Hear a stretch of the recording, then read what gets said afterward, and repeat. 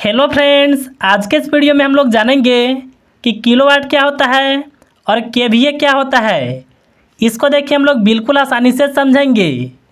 देखिए हम लोग सबसे पहले समझेंगे कि किलोवाट क्या होता है। देखिए कोई भी विद्युत उपकरण कितनी शक्तिशाली है, इसको आप वाट में माप सकते हैं, या फिर देखिए वाट से बड़ा यूनिट होता है किलोवाट। इसको देखिए आप किलोवाट में माप सकते हैं, या फिर देखिए आप एचपी में माप सकते हैं। देखिए एचपी कहने का मतलब है हॉर्स पावर। अगर देखिए आपसे कोई व्यक्ति सवाल पूछ दिए कि एक एचपी में कितने वाट होते हैं, तो देखिए एक एचपी में होता है 746 वाट।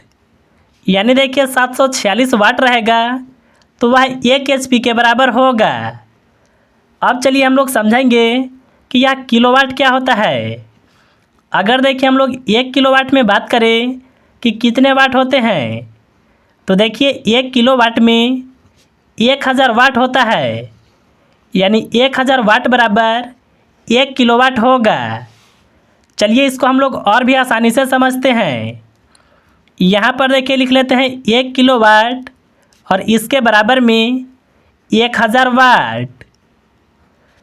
अगर देखिए कोई भी उपकरण है वह 1 किलोवाट का है। अगर देखिए आप इस उपकरण को 1 घंटे तक चलाते हैं, तो देखिए यह उपकरण बिजली की खपत 1000 वाट आवर का करेगा।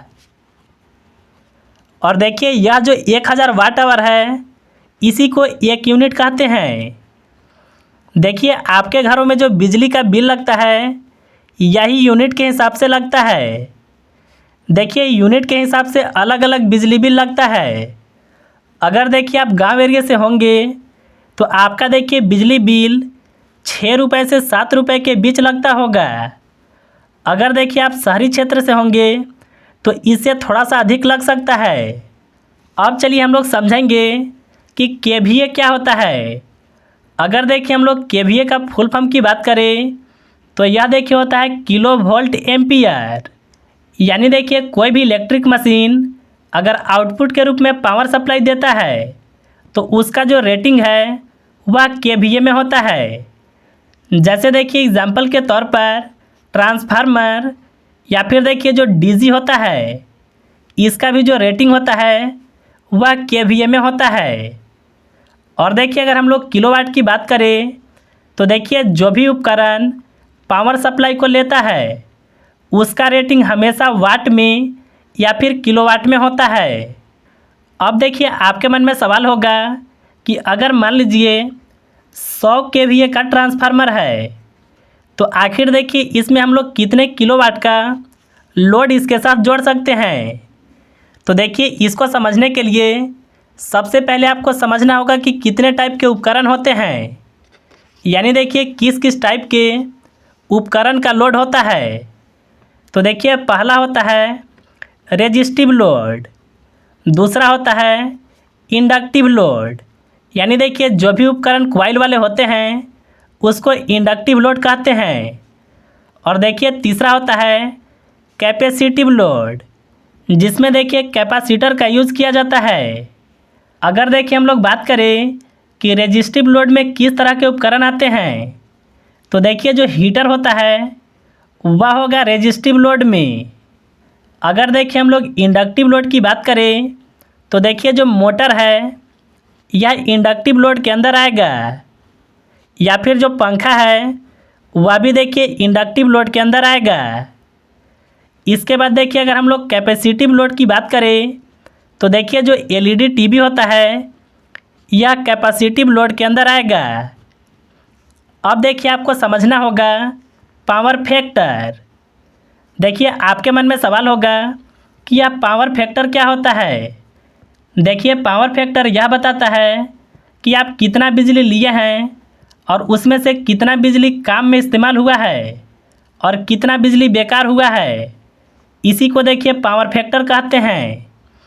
अगर देखिए आप इंडक्टिव लोड को चलाते हैं तो इसका देखिए एवरेज जो पावर फैक्टर का वैल्यू होता है वह होता है 0.8। यानी देखिए अगर आप मोटर चलाते हैं तो उसका पावर फैक्टर कितना होता है, वह देखिए 0.8 होता है।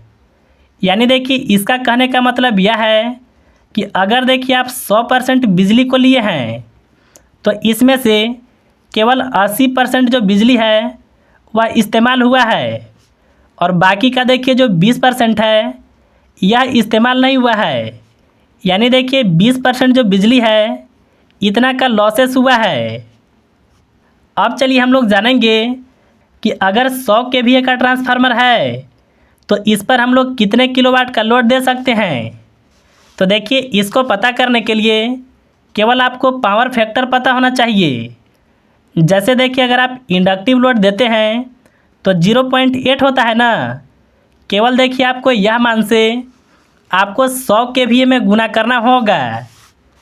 तो चलिए हम लोग यहाँ पर 100 केवीए में 0.8 से गुना करते हैं। अगर देखिए आप यहाँ पर 0.8 से गुना करेंगे तो आपका आएगा 80 किलोवाट। यानी देखिए आप 80 किलोवाट का लोड दे सकते हैं। लेकिन देखिए यह जो लोड है यह ट्रांसफार्मर का हाई लोड होगा। जब भी देखिए कोई भी विद्युत उपकरण होता है उसको ओवरलोड पर कभी भी चलाना नहीं चाहिए। देखिए इससे कम आप इस पर लोड दे सकते हैं। यह देखिए हो गया मोटर के लिए। अगर देखिए यहीं पर आप रेजिस्टिव लोड वाले उपकरण चलाते हैं तो देखिए इससे अधिक होगा, क्योंकि देखिए रेजिस्टिव लोड में पावर फैक्टर अच्छा होता है। यह देखिए होता है 9.5 से लेकर के 1 के बीच में।